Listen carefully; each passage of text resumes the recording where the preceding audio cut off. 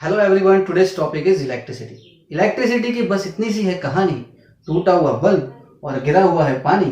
कई कॉन्सेप्ट तो आप स्कूल में बुला चुके हैं, हमें तो पता भी नहीं है किसकी है जुबान। तो बच्चों, आज हम पढ़ने जा रहे हैं फिजिक्स का बहुत ही इंपॉर्टेंट टॉपिक इलेक्ट्रिसिटी। इलेक्ट्रिसिटी पढ़ने के बाद आपके घर के तारों को कुछ हो ना हो, आपके दिमाग के तार जरूर हिल जाएंगे। सो आपके दिमाग के तारों को हिलाने के लिए और इलेक्ट्रिसिटी से आपको रूबरू कराने के लिए हम पढ़ने जा रहे हैं क्या, इलेक्ट्रिसिटी।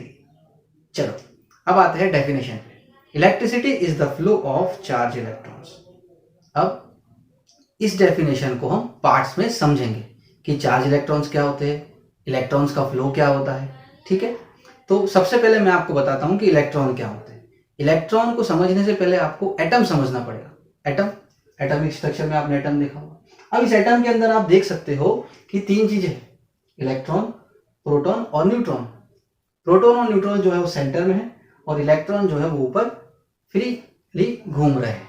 ठीक है, तो ये हुई बात इलेक्ट्रॉन्स की। तो ये इलेक्ट्रॉन्स जब फ्लो होते हैं तो हम कहते हैं क्या, इलेक्ट्रिसिटी। इलेक्ट्रिसिटी को हम घर में बहुत ही फ्रिक्वेंटली यूज करते हैं। आप देख सकते हो अपने घर में, जैसे ही आप बटन दबाते हो फैन ऑन हो जाता है, जैसे ही आप बटन ऑन करते हो लाइट जलने लगता है। ठीक है, तो ये सारे के सारे अप्लायंसेस किसके, इलेक्ट्रिसिटी के हैं। अब हम बात करते हैं किसकी, दो सब्सटेंस की।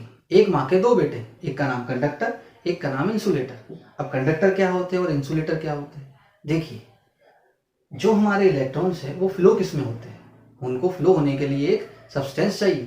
तो कंडक्टर वो सब्सटेंस है जिसके अंदर ही चार्ज इलेक्ट्रॉन्स फ्लो होते हैं। लेकिन इंसुलेटर अपने अंदर से चार्ज इलेक्ट्रॉन्स को फ्लो नहीं होने देता।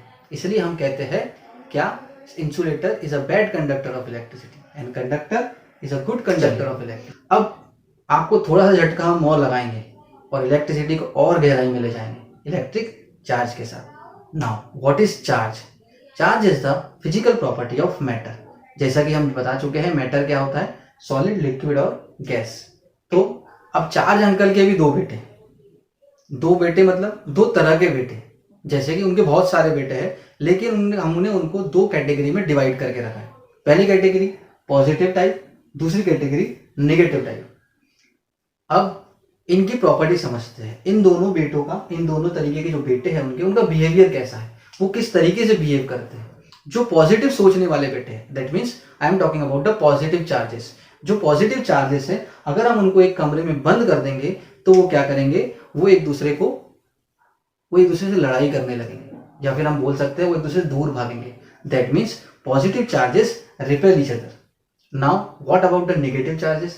अब नेगेटिव चार्जेस क्या करेंगे और पॉजिटिव चार्जेस, जैसे हमने पॉजिटिव को एक कमरे में बंद रखा तो वो तो लड़ाई कर रहे हैं, नेगेटिव को रखा तो वो भी लड़ाई कर रहे हैं। दैट मीन्स कि positive and negative like charges are repel each other. Now what about the unlike charges? अगर एक कमरे में हमने सोचा कि चलो पॉजिटिव और नेगेटिव को बंद करके देखते क्या होता है, तो हमने देखा कि वो एक दूसरे के दोस्त बन गए मतलब अब वो एक दूसरे को अट्रैक्ट कर रहे हैं। तो positive and negative charges are attract each other. ये तो हुई चार्ज की बात। जैसे शादी में बनते हैं फेटे, उसी तरीके से इलेक्ट्रिसिटी के भी होते हैं दो बेटे, static electricity and dynamic electricity. अब स्टैटिक इलेक्ट्रिसिटी क्या होती है? स्टैटिक इलेक्ट्रिसिटी वो इलेक्ट्रिसिटी जिसके अंदर इलेक्ट्रॉन्स जो है वो रेस्ट में होते हैं। इसका सबसे अच्छा एग्जाम्पल हमारे क्लाउड्स, जब थंडर स्टॉर्म होता है तो आपको एक बिजली दिखाई देती है बादलों के अंदर, तो वो स्टैटिक इलेक्ट्रिसिटी का एग्जाम्पल। डायनामिक इलेक्ट्रिसिटी तो हम डेली अपने घर में यूज करते हैं। अब कंडक्टर में प्रेजेंट फ्री इलेक्ट्रॉन को हम फ्लो करवाएंगे और इलेक्ट्रिक पोटेंशियल में वर्क डन को अच्छे से समझाएंगे। So our next topic is electric potential. Electric potential समझने से पहले हमें यह समझना जरूरी है कि क्या हमारे कंडक्टर में प्रेजेंट फ्री इलेक्ट्रॉन अपने आप मूव करते हैं या उसे किसी तरीके का पोटेंशियल जरूरी है। हाँ, वो अपने आप मूव नहीं करेंगे, उसे किसी तरीके का पोटेंशियल चाहिए। So electric potential is the amount of work done to bring a unit positive charge from infinity to that point. हम डायग्राम से इसे समझते हैं। ये सपोज करो कि ये एक चार्ज है, इसे हमें कहाँ लाना है, इस इलेक्ट्रिक फील्ड के अंदर लाना है। अब इस इलेक्ट्रिक फील्ड के लाने के लिए हमें कुछ ना कुछ तो वर्क करना पड़ेगा।